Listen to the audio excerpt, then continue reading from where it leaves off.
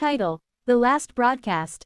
In a forgotten corner of northern Maine, there was an abandoned radio station, WZBN 96.6 FM.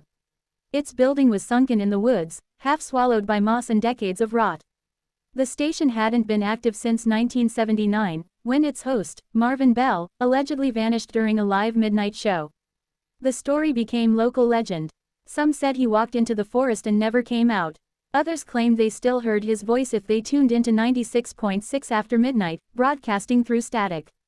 Nobody could prove it. Nobody really tried, until Liam. Liam was a freelance documentarian obsessed with the paranormal. He specialized in obscure myths, the kind whispered at the edge of towns and laughed off by tired bartenders. When he heard the story of WZBN, he packed his gear and drove through sleet and snow to the spot. He found it, just like the rumors said. The station still stood, covered in vines, tower rusted, the glass of the broadcast booth cracked like old ice. And yet, when Liam stepped inside, the red, on-air, light flickered on. There was no power. He laughed nervously, chalking it up to faulty wiring and coincidence. Still, he set up his camera, lit a few candles, and prepared for a night inside the booth. Midnight came. The air turned bitter, the silence, thick. Then, the static began. The speakers crackled to life.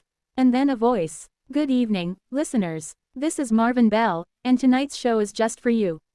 Liam froze. The voice was soft, melodic, and wrong.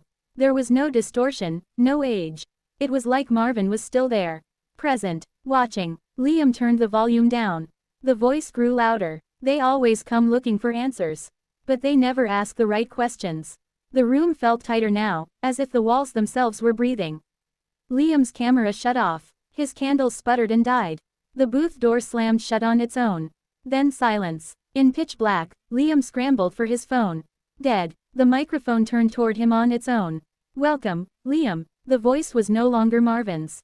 It was a chorus, layered, ancient, echoing with something inhuman. The static came back, rising to a deafening pitch. And then, screaming. His own voice, distorted, looped, broadcasting. He tried to pry open the door, to break the glass. It wouldn't budge. Outside, the radio tower pulsed red.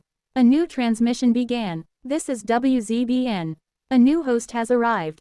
The forest around the station lit with dozens of old radios flickering on, all playing Liam's screams on repeat.